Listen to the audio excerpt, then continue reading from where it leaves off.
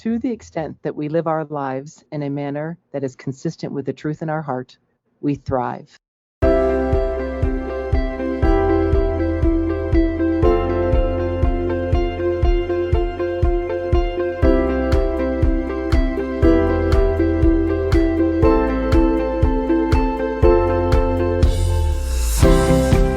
Welcome to the Meier Clinics podcast, and you just heard a quote from one of your hosts, Dr. Lisa Day.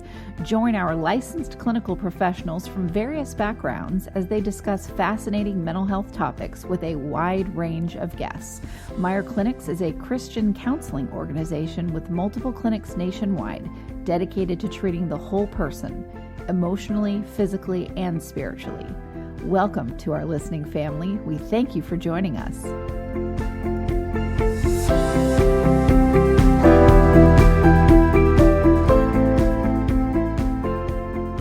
Hey everyone, this is Kristin Sunanta Walker, host of Mental Health News Radio, and we are here with our roundtable discussions with Dr. Paul Meier. Paul, thank you for coming on the show. You're quite welcome.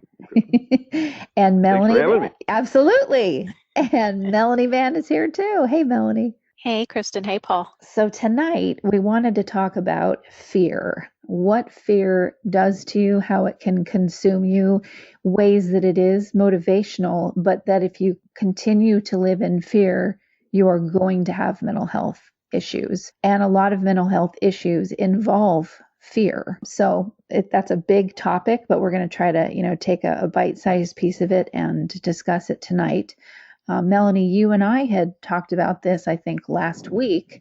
So what came to mind for you when I brought up, hey, why don't we do a show about this? I mean, I think the biggest piece that I think of when I think of fear and mental health is kind of the natural way that our brain responds to fear. I think, and Paul, correct me if I'm wrong, but I think pretty immediately it signals the amygdala, and instead of any rational processing, it kind of it hijacks your brain, and therefore you're in this fear state. So it perceives events as negative, and then fear also makes you more hypersensitive. So, and the brain stores all these details that are surrounding your fear and your anger. So the things that you smell, the time of day, the weather, they become kind of imprinted on your brain. And eventually, this can lead to PTSD. And that's kind of what PTSD is, or anxiety disorders are, where your brain's just kind of stuck in fear mode. And without medication, sometimes it's very hard to get your brain out of fear mode. And when you're in fear mode and every decision you make is made out of fear, you'll never make an authentic decision, in my opinion. It will never be the decision that you need to have. That's kind of my thoughts, my first thoughts about it. Paul, how about you? Yeah, I'm thinking, I agree totally with what Melanie just said. But when I think of fear, there's good fear and bad fear. Right. If you were walking across the street and you weren't paying close attention, and all of a sudden you saw this Mack truck coming your way and you had a fear of getting hit by it and you jumped out of the way, the fear would save your life. If you have a fear of being burned, then you don't put your hand on the stove when it's lit up. So fear can be good. It can be a good thing that can save your life. And there's healthy fear and unhealthy fear. Fear sometimes means a reverential fear. So I'll start off by saying the good kind of fear. We can get that out of the way, because most fear is bad for us, But the Bible says the fear of the Lord is the beginning of wisdom. It doesn't mean being scared of God, but it means reverential trust, just awe. Sometimes I remember the first time I went to Colorado and got up on top of a mountain and looked down. I just felt, like my stomach was falling outside of me or something. I felt awe, and awe is a healthy kind of fear in a way. Being up that high was a little bit fearful, but it was awe. One time I went to bed at night and prayed, because usually when I pray to Jesus, and there's the Father, Son, and Holy Spirit, and I don't pray very often to the Holy Spirit or to the Father. And part of that was because I was real close to my big brother, and Jesus is the firstborn among the brethren. So he's sort of like our big brother among the Godhead. And my dad, I loved, and he loved me, but he was a little bit more, strict and, a German immigrant. And so I have a little bit of trouble praying to the Father. But one night I went to bed and I prayed, Father, give me a dream tonight about you so I can have a better picture of what you're like, because I'm more afraid of you. And I did have a dream that night. And in the dream, I was floating up in space, in outer space, all by myself, no rocket ship or anything, just floating out in space. And I was scared to death, because I was just out there, I'm sure, falling toward whatever the nearest gravity was, but just out there in space all by myself. And I was scared to death. And I yelled out, I fear. And then God the Father is a spirit, so you can't really see him. But then I felt his presence, and God the Father said, I am. And he paused. He said, I am the fear. And he was telling me, don't be afraid. And in the Bible, he's called the great I am, because he had no beginning and has no end. So he's the great I am. So he said, I am the fear. And I was totally at peace, realizing that I was in his power could hold me up. So that's a healthy kind of fear. And I think Abraham called him the fear in the Old Testament when he went to the promised land. God directed him, things like that. Most fear is unhealthy. We have a fear of finding out the truth. Mm-hmm. I saw a patient today who has a tremendous fear that when she goes to bed at night, she's going to die in her sleep. And she had a relative, about 7 years ago that did die in his sleep, and had some abnormality in his brain and died unexpectedly at a young age in his sleep.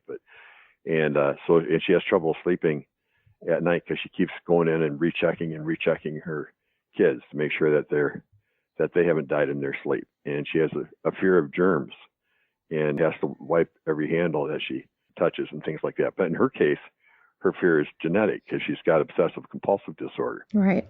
And so I started her on a serotonin medicine, and in 1 month, she'll come back and those fears will be gone because they're just totally biochemical. But most fear, what we're talking about mostly is not those. I wanted to give the exceptions to the rule, and then the three of us can talk about.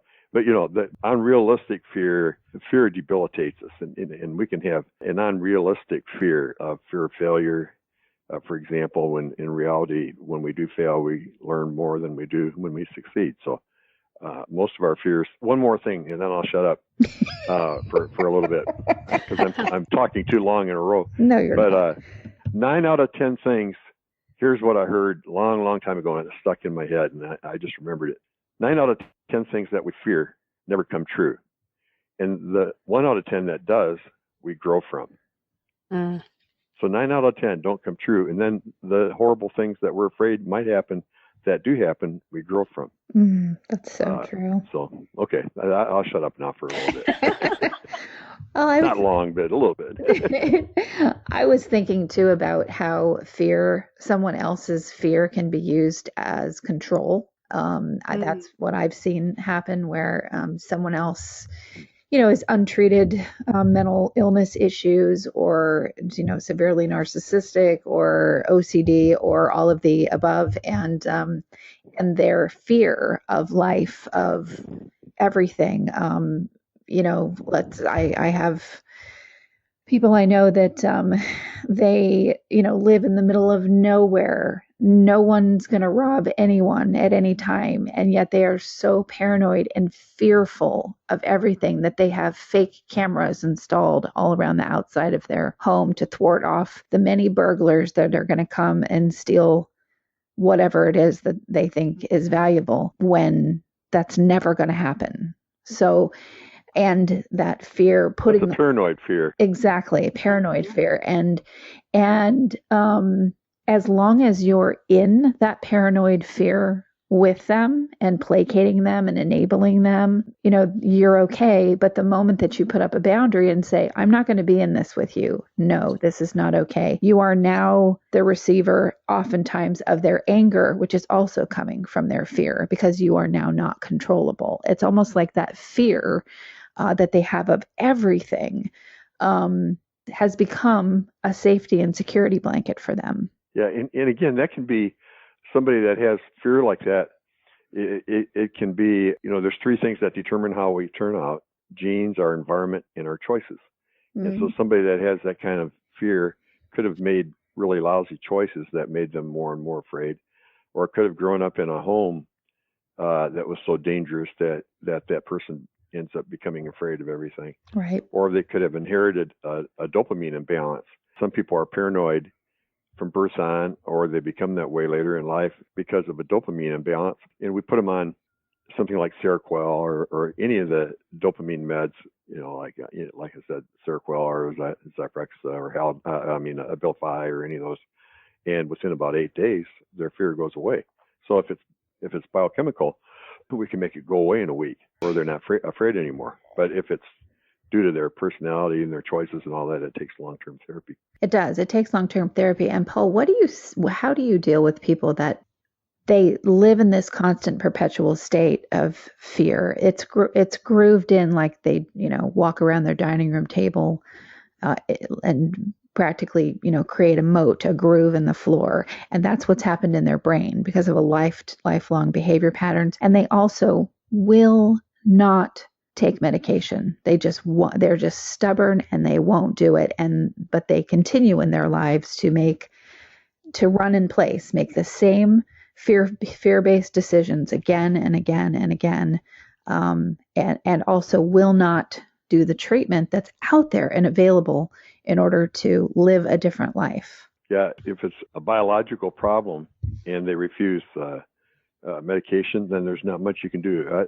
I think somebody that's got true paranoia genetically, or true obsessive compulsive disorder like the gal I saw today, genetically, a lot of counseling might make it improve, 10% or 15%, something like that. But only medicine will correct the chemical imbalance. And then once it's corrected, like I said, they're totally normal.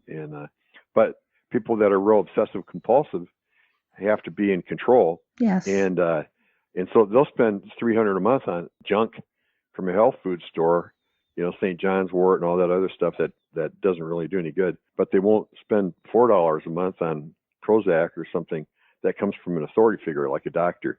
Right. The doctors are all wrong. And she told me that. She says it's really hard for her to take medicine. And I told her, that's all right. That's all right. Everybody that's got OCD is afraid to take medicine. So I told her, I prescribed something for her. But she came to me knowing that she'd have to take some. And I said, just lick the tablet the first couple nights. So if you get side effects, it's just from your fear of taking the tablet. And then just for the next few nights, just get little crumbs, and swallow them. And then do an eighth of a pill, then a fourth of a pill, then a half of a pill.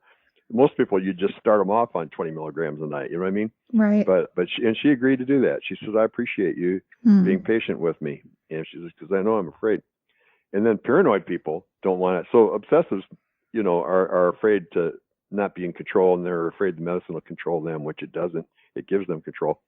But the paranoid people that really need it, that I see when I try to talk them into taking a medicine, then they won't do it because they don't think they need it. They think, they're the only ones that are right and everybody else is wrong. Yeah. And so, right, your MP means nothing. What I do to trick some of them is I say, okay, you believe, like you just said, you believe that somebody's there's 100 people that want to rob your house, and you believe that you're being videotaped and all this stuff, and you're certain it's true, but your family here are certain it's not. So I tell them, there's one way that you can prove that you're right, that it's true. Take this antipsychotic medicine here, take this dopamine medicine every day. And if you still believe that in 2 weeks, then let's assume it's true. And so they say, okay, and they take it every day for 2 weeks, and they don't believe it anymore. So then they are more likely to stay on the medicine once they get back to normal, or to normal for the first time in their lives. But so sometimes I trick them into doing it that way. But I'm going to pass this to you, Melanie, but I want to add one thing, and I'd love you to comment on this, Melanie. How about people that have just like I said, that groove that they build, but Melanie and I had been talking about, they don't want to live in reality, which is what medication can help them achieve. Reality-based thinking, not fear-based thinking, and so on. And they're almost have become, or have become addicted to living in that fear. So maybe they have tried medication in the past, but they make up a million excuses for not continuing to take, oh, I don't need it, I don't this, I don't that, even though everyone around them is suffering, because there's some sort of something psychological ingrained in them, or something that makes them want their mental illness issue. You know, a lot of what you're talking about, Kristin, to me sounds like an Axis 2 issue. And we don't diagnose by axes anymore now that the DSM-5 has come out, but generally explain what that means to our listening family. Exactly. What's an that Axis means 2?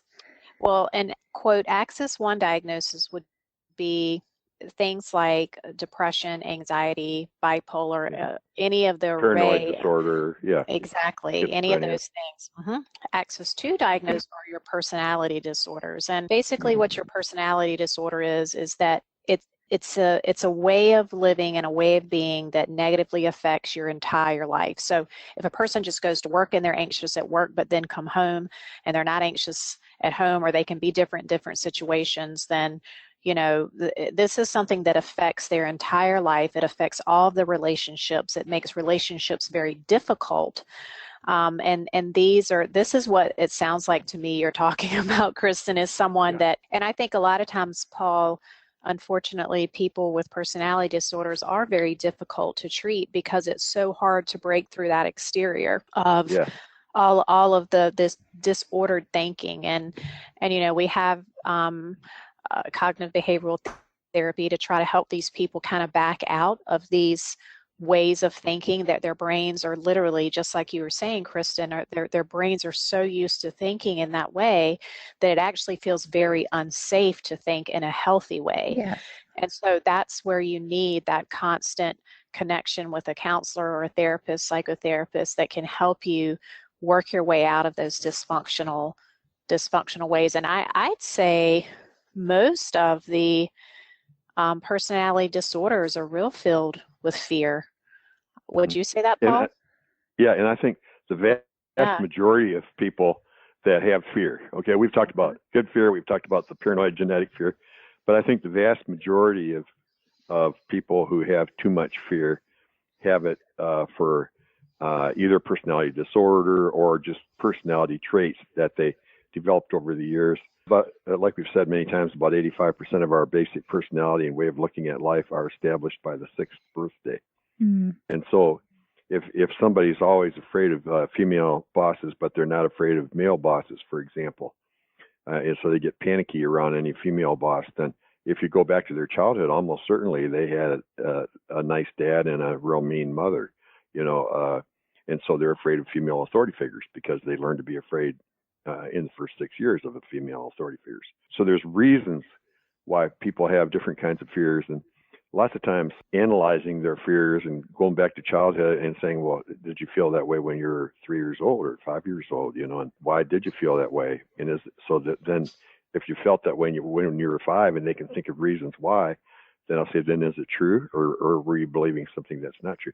And that's what you were talking about too, Melanie, the cognitive behavioral therapy and insight-oriented therapy, and sometimes Gestalt, where you have them express their own emotions towards a parent or sibling or bullies in school or whatever that produced the fear in them.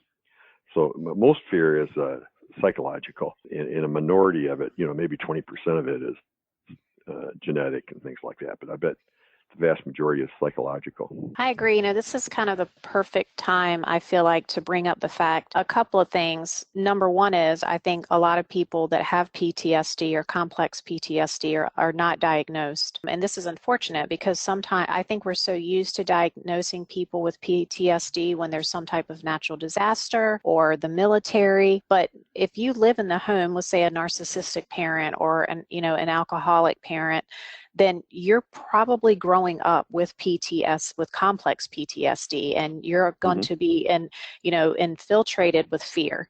So those types of things, I think, sometimes are not diagnosed as they should be. The second thing is, I think sometimes people can have an immense amount of fear and have no mental health diagnosis whatsoever. So this is what I wanted to say. Just because you're not suffering from anxiety or depression or personality disorder does not mean that you can't benefit from getting psychotherapy.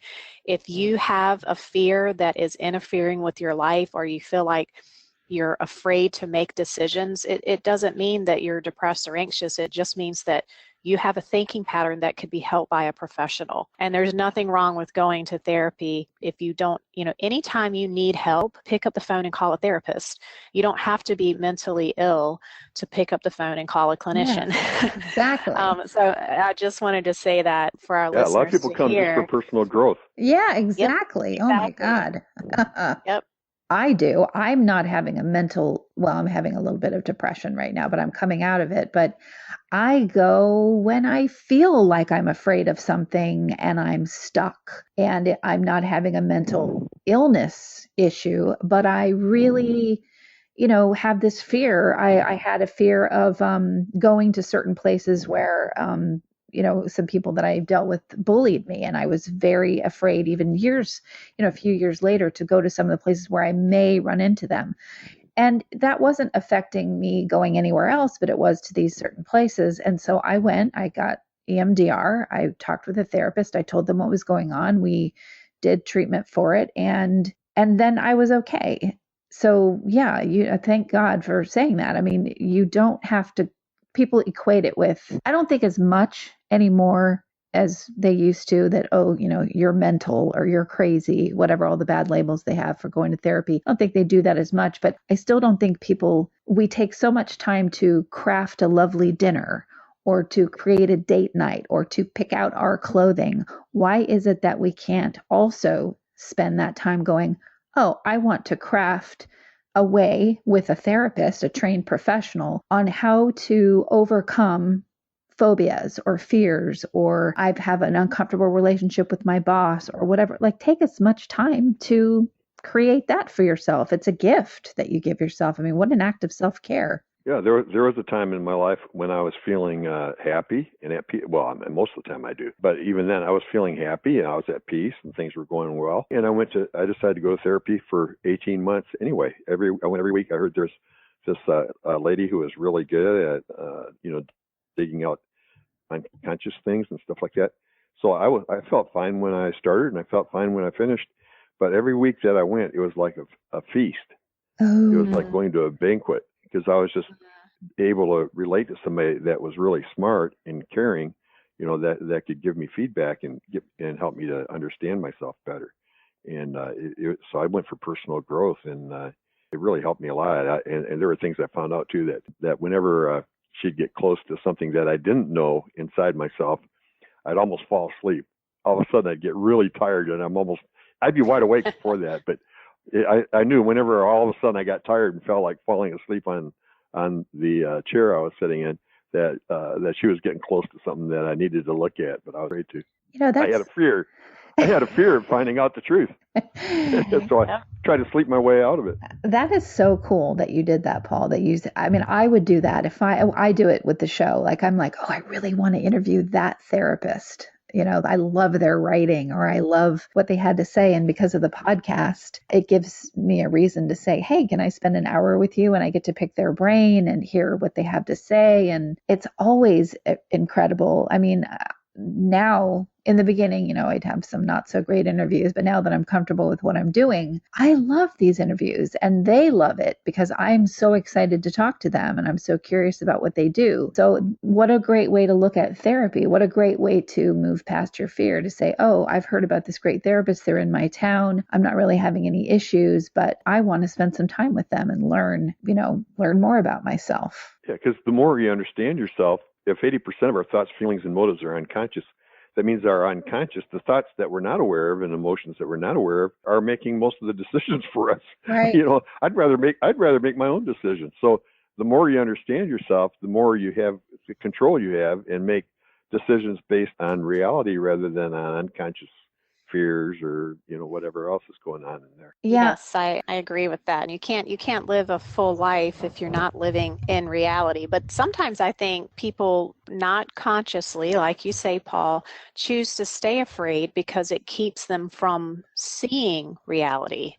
I think just like anything else, fear can be used as a wall of protection, so that I think any emotion can be used to avoid another emotion. So someone can be fearful all the time to avoid that they're really in a lot of internal pain, or to cover up shame, or, our feelings are such complicated things. And anyway, what were you going to say, Kristin? No, I agree. I think that people get stuck, and their fear, medication can help.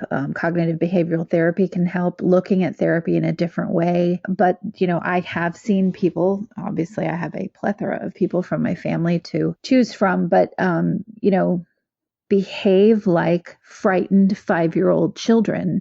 And yet they're absolutely an adult. They may even be a senior adult. And their behavior is so horrible for the people in their lives to deal with. And it's almost like you want to get a video camera, and because surely if they watched how they're behaving, they would be mortified and want to do whatever it takes to change that behavior. And yet that isn't necessarily true, sadly.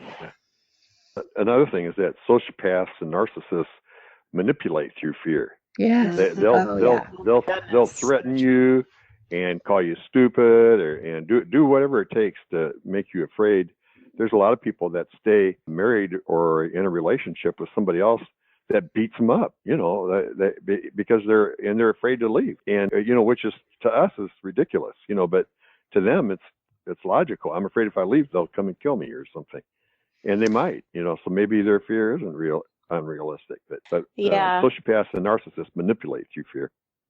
Yes, they do. That's such a good point, Paul. I think about, and sometimes it's this real subtle fear, and oftentimes that's the one that gets you the most because you can't even identify or put your finger on what the fear is.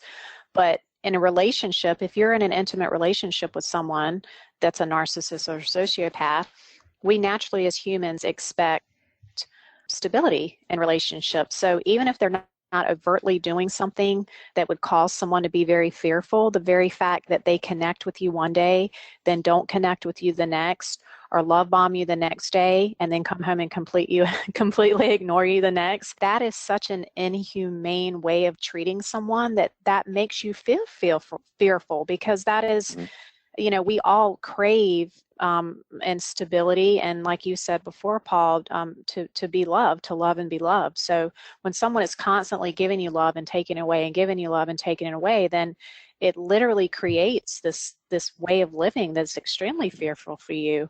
Hi, this is Dr. Paul Meier of the Meier Clinics. Our Christian counselors across the country have a goal of helping all those who come to us to become what God has called them to be.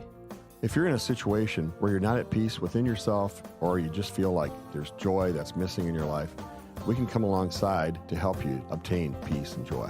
This message is sponsored by the Meier Clinic Foundation, a nonprofit Christian counseling ministry. The number is 1-888-7-CLINIC, 1-888-7-CLINIC. I think sometimes people don't understand the subtleties of domestic abuse and abuse from narcissists and sociopaths, and it's why it's so hard for some people to understand why people that are physically abused in a relationship just don't leave. It's because it's this psychological abuse that is so deeply intertwined in their very basic humanity. It's hard for them to make, quote, human decisions that are rational. Can be very insidious type of behavior. One way to figure out if you're in that kind of relationship, if you're not aware of it, for those of you in our listening family right now that are trying to figure out, well, am I, being manipulated by a sociopath or a narcissist that manipulates you? If you feel like you have to walk around on eggshells, like if you may feel like you love that person, then you might love that person to some extent. But if you feel like you have to walk around on eggshells because you're afraid if you say the wrong thing, there's going to be a problem, then probably that person is a narcissist or has a lot of traits that you're living with or relating to or working for or whatever, working with. So eggshells is a good symptom. Yeah, and that creates fear within you. If you're, and maybe it could be someone that, rages and flies off the handle that way, or just they're perpetually upset, disappointed in your behavior, that you're not doing what they want. So they're controlling you through their sighing and emotional outbursts or screaming or gaslighting you, picking apart what they know your weaknesses are, because we all have them. I remember saying to someone recently that lives in a lot of fear. Their life is wrapped up in this fear-based thinking. And I remember saying, there is such a thing as emotional abuse, and the emotional torrent that you carry around with you every day and spray on the people that love you the most is abusive. And I know it comes from your fear, but that doesn't make it any less abusive for the people around you. And it actually makes us live in fear being around you. I mean, I'm wanting to slide out any back door I can get out of to avoid this person, to avoid just even sitting down with this person, because you become afraid of what kind of outburst are you going to get next. So there's that, they're in fear and you're in fear of their behavior. Yeah. Yep. I think that's often the case. Yep. So healthy fear. I tell my clients if they are in a dating relationship or a friendship or whatever, where they are walking on eggshells, I encourage them not to do it. I show them, even in the Bible, it says to speak the truth in love. So you need to be tactful and loving, not go calling people names or things, right. but tell them the truth about how you're feeling. And I say, if you're in your relationship, you go ahead and tell that person the truth. If you're feeling afraid, say, I'm feeling afraid right now. If you're feeling love, say, I'm feeling love right now. If you're feeling anger, express that and tell the truth. Do it in a tactful way. And if the person is a jerk, they'll leave you, and you'll be better off. So, if they're not a jerk, then they'll say, "Oh, well, I didn't realize I was doing that," and they'll grow, and the relationship can grow. But don't be afraid. Don't walk on eggshells with anybody. Right. Don't do that. Exactly. You have the choice to leave, and I'm not. They'll leave you. Yeah, or they'll leave you. Exactly. And try to eviscerate your life for not, wanting to continue. But I'm thinking too, healthy fear when we're dealing with mental health issues, the fear that comes with anxiety and depression and so on, those can be things that are extremely debilitating. And medication for me, I'm not saying this works for everyone, but medication for me is the thing that helps me get to a place where I can, it's almost like if I'm not taking it, or is it almost like, it is like when I'm not taking it, I have just little slivers of room to deal with almost nothing. Like I can't deal with I just can't deal with things. I put things off. And that could be from trauma. That can be from leaving one of these kinds of, relationships with someone. But it also can be from depression. And what the medication allows is, whether it's a bad relationship or it's depression or it's both, it gives you more than a sliver, and you get more than a sliver every single day that you're on the medication, so that you can handle and do the therapy. That's why I've always said, and I'm the layman saying this, but I believe this, just medication isn't the answer for me, and just therapy isn't the answer for me. The medication and the therapy means that the medication allows me to be able to do the exercises that the therapist is trying to get me to do. Without the medication, I wouldn't be able to get there. Yeah, and not everybody needs medication, of course. Right. But that reminded me of something that's sort of funny, but helpful at the same time. Those of you in our listening family have heard me speak often about a day program that we have called the Catalyst. But people come from out of town and stay in a hotel, or if they're in town, they go home at night. But they come 7 hours a day, 5 days a week for 3 weeks, and they come because they're having panic attacks every day, or they're feeling suicidal, or they're just too depressed and anxious to go to work or go to college. So when they get in a debilitating state where they're having trouble doing their normal duties, then they come to the day program, and we dig and probe and do intensive therapy, and they get well, because if you look at the things you're afraid of, the anxiety goes away. But we also see them, a doctor, me or one of my nurse practitioners will see them every day, and use medication. And the psychologist that's the head of our program, Dr. Keith Coburn, he reminds me every now and then. He says, "No, Paul, when these new patients come in, you can get rid of their anxiety, the first 20 minutes they're there by loading them up on different things while they're waiting for other things to kick in." He says, "Don't make them so comfortable that they don't work on their problems.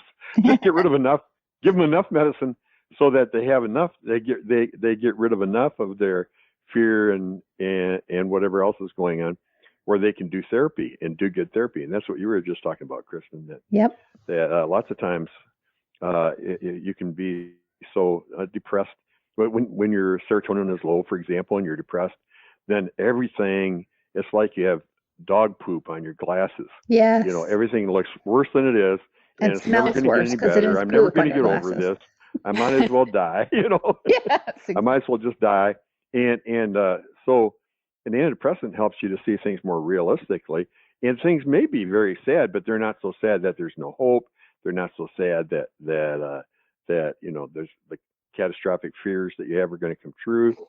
And so I'll give them enough medication to get them through, but not totally.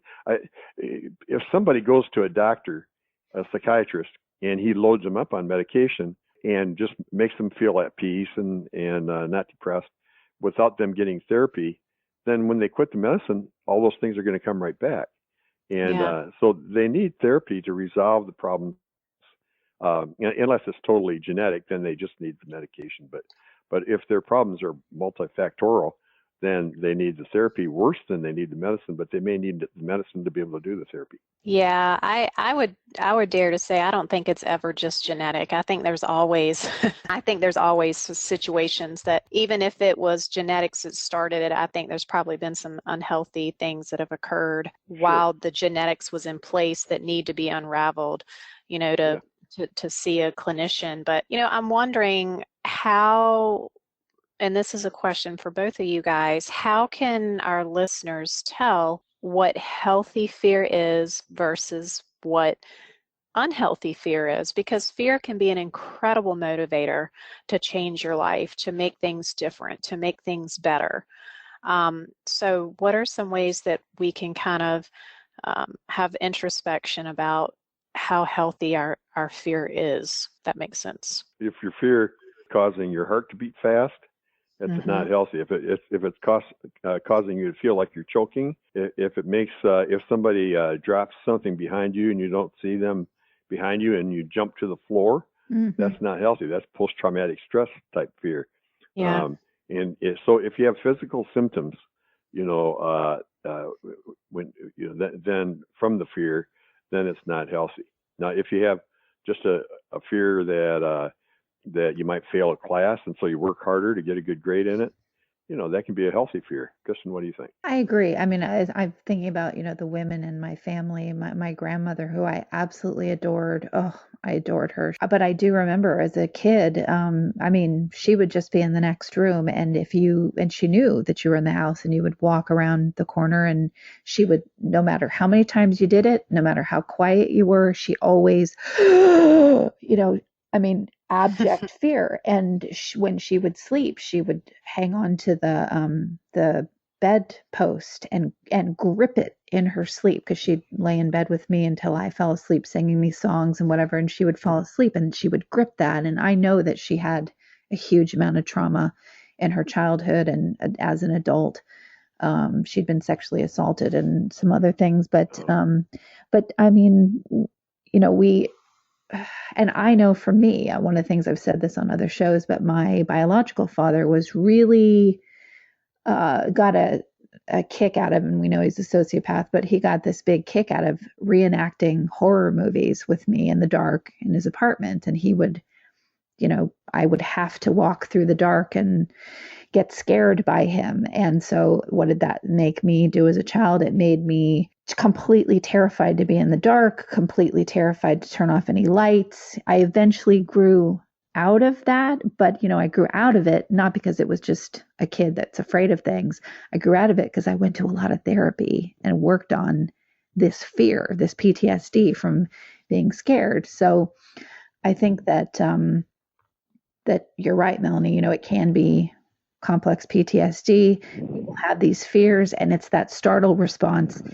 And I think that a lot of people have this kind of stuff, and they don't take it seriously enough, and they don't understand that fear that they have dribbles into other areas of your life. It's not just that you're afraid of the dark or that you jump when people walk into a room every time. It dribbles into other areas too, and it's worth looking at and examining in therapy, getting to the root cause of it so that it's out of your system.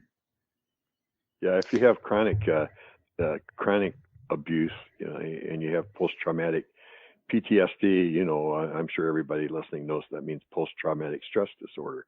But if you have that kind of experiences in your past, then not only will you jump at sounds and have a lot of anxiety and panic attacks, but you'll also have flashbacks and nightmares. So you could be at total peace and just watching a funny movie or something, and all of a sudden you'll have a flashback of previous abuse or something.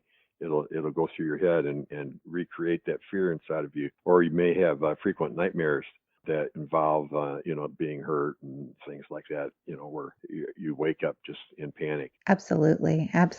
Melanie, what do you think about that? I think it's really hard to get out of complex PTSD, even with medication. I think it takes so much time. I do think that EMDR is a successful way, and there people and clinicians are coming up with other ways. Tell people what that is. Most people don't know what EMDR is. Eye movement reprocessing, eye movement desensitization reprocessing, right? And I used to think that was all hogwash, and I don't think I have any therapists that use it, but I know I've had enough. I've talked to enough people to know that it's really helped some people. Oh, it's been wonders for me. What does the therapist do? The therapist waves their finger in front of your eyes or something, or there's what that. do you do? There's tapping. You're just sort of a grounding technique. But the thing that worked for me really well was I held two of these little like egg, not like half the size of an egg, but they were just little things in my hands, and they were connected to a device, and they would buzz, not at the same time. And I would also look at a light that was in like a long rectangle. It was and it was horizontal, and the light would go racing across back and forth, and that would speed up and slow down. And then also this egg thing was buzzing at different times. Nothing that hurt me, but I would tell a story of trauma that I had been through, like the things with my father scaring me. And as I did that, those different things were going on, and it's supposed to sort of rewire those neural pathways out of your fear, panic, and trauma response to what happened. And that is certainly what it did for me. It also distracts you. It does, and it just helps repair those broken pathways, the groove that we create in I look at it like, in your water skiing, I've said this in other shows, but you're water skiing and you're in the wake. Anything like EMDR or like Dr. Amen's brain training, I totally believe in that. I know it works because I did it myself. When you have these grooves that you're in and you can't get out of them, so you picture yourself, you're water skiing behind the boat and you're in the wake, and it's very difficult to jump out of that wake and to ski on the glassy, beautiful water. But what brain training and EMDR do is they help make it easier for you to jump out of the wake and go on the glassy. And that creates a new pathway for you. So that's my layman's experience. You should look it up or that really got helped. Go to a workshop or something, Paul. I do think it's effective for sure. It's and again, I think tapping is becoming more popular. Have you heard of that, Paul? A tapping technique. Yeah, it's literally tapping yourself, like tapping just with your fingers, tapping yourself. Tapping yourself on the knee or something? Yeah, on the knee or on your heart. Sorry, Melanie, on go your ahead. forehead. While you're talking? Yep. So that while or you're when digging and probing, you're doing that. Or while you get anxious. I know they teach tapping in some schools to children that have anxiety, and there's certain points, I think, on your body. And I'm not sure if this is correct, and I'm sure tapping is probably done in ancient times or something, but I do know it was much more popular with animals than it was with people for a while, but now it's becoming, practitioners or therapists or vets would even use tapping on animals to help kind of realign energy and trauma for them. So all those things can be really useful for unwinding the memories. And we can never underestimate how incredible our minds are and how deep those memories are buried. And a lot of times with EMDR, you retell the story in a different way. So you may go through, the horror, which sometimes EMDR can be really difficult for some people because they're having to relive the trauma. But a lot of times when you're doing some of that work, like watching the light or using the egg or whatever, the therapist's mode is using, you retell the memory in a different way, and you try to, that this is how you felt at this moment, right? Yeah. The therapist will help create a safer memory for you, basically. I can see where, if you're tapping while you're sharing scary things, that might make you psychologically feel like you're more in control. They say it gets you out of control because you're controlling the tapping. Where your fear response is, the tapping of yourself, and you can do it like people have said, if I'm in a meeting and I'm really scared to speak, or my boss is, whatever may be going on, they can be just under the table. It's not, you don't have to sit there and, tap your head in front of everyone, but just kind of under the table, you're tapping yourself consciously, not a nervous tick tap, but a conscious tap. And it's like this. I had a therapist tell me whenever I give a speech, and I was going to cry during the speech, she wanted me to say in my head any word. It just keep saying random words in my head. And man, that has worked for me so well, because when I do talks, not always, but when I do a few of them, they're very emotional subjects and they can bring me to tears, but I can't go to those places. I just go ahead and cry. Well, I do too. But that happens a lot to me too, because I get real into things, and get real emotional, and I that's feel like I care about people. And so if I start to tear up, I just go ahead and cry. I do too. But there have been a couple of times where I ended up crying. I could not recover, and I ended up squeaking like a dolphin in front of 800 people. So it was not a pretty thing. So she said, say rainbow, dolphin, paperclip, elephant, poop, wallpaper, whatever, because it gets you out of that place in your brain where your brain is locked into fear, panic, and emotion. It helps. That's the same thing as the tapping, and it works every single time. And hey, Melanie, the fear center in the brain, and you were right. You mentioned the amygdala. Yeah. The amygdala is an almond-shaped structure in the brain. Its name comes from the Greek word for almond. And as with most other brain structures, you actually have two of them in your head. And each amygdala is located close to the hippocampus in the frontal portion of the temporal lobe. So, the temporal lobes are on the sides of your brain, and it's in the front, in front of those. But anyway, the amygdala, if anybody's curious, is the center of fear in the brain. I wasn't sure I knew. Yeah, I think you're thinking. It's been a long time since I studied all that stuff. Yeah, when you're in continuous dangerous situations like the military or in a stressful home life, then everything literally, that's where everything goes. So the rest of your rational brain doesn't even work because there's all this overactivity there. And then a lot of, that's how anxiety and depression, or fear and depression, can be so linked, because when you're in that constant state and those parts of your brain are just working, eventually they kind of just poop out, I think.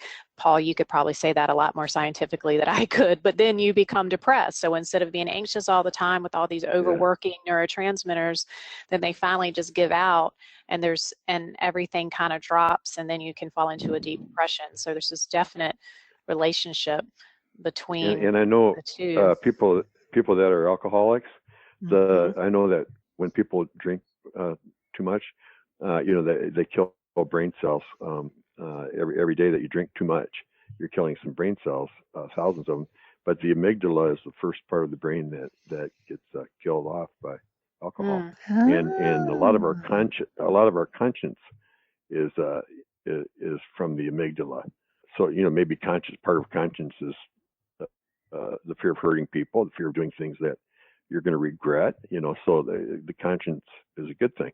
But that's why people who become alcoholics become more and more narcissistic and more selfish and more deceitful, and they end up lying so much that they believe their own lies and confabulation they call it. But the amygdala is what dies off first in alcoholics.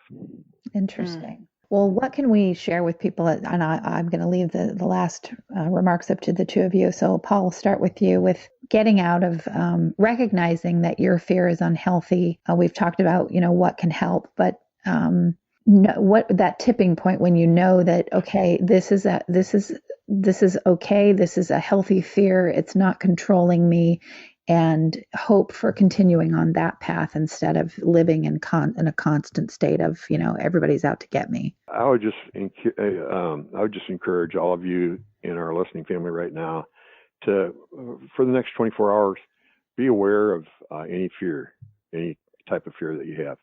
Good fears, fears that are helping motivate you to be a better person or to, succeed at your career or in your marriage or things like that. But be aware of unrealistic fears and unhealthy fears, or ask the loved ones around you if they see any unrealistic or unhealthy fears in you. Don't be afraid for confrontation. And for sure, if you're having symptoms of fear, like heart palpitations or trembling or sudden sweats or different things like that, then you probably need to see a therapist because your fear is causing you to have panic attacks. Okay, how about you, Melanie? Everything Paul said, and of course. And fearful living is not authentic living, and I think fearful living can make you really unhappy and very out of touch with your hopes and desires and the plan that God has for your life. So get to the bottom of it, just like Paul said, and become more aware of it and face it, because on the other side of your fears is freedom to live your own life. So hopefully some of our listeners can really take that at heart, because it really is a very bondage-like way of living to be in fear of everything. So hopefully our listeners can take heart and seek help if they feel like they're one of those people that does live in fear. Good point. Yes. Well, thank you. We had wanted to talk about this, so I want to thank both of you and say thank you to our listening family for tuning into another roundtable discussion with Dr. Paul Meier on Mental Health News Radio.